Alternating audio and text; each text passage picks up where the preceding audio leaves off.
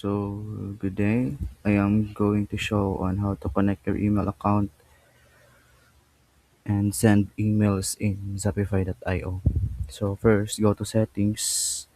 So, inside the settings, find this email services.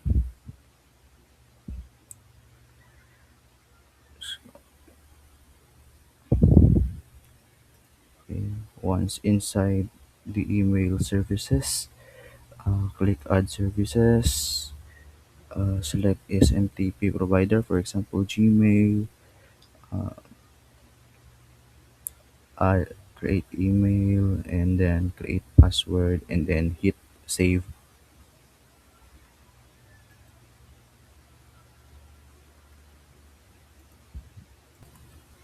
Once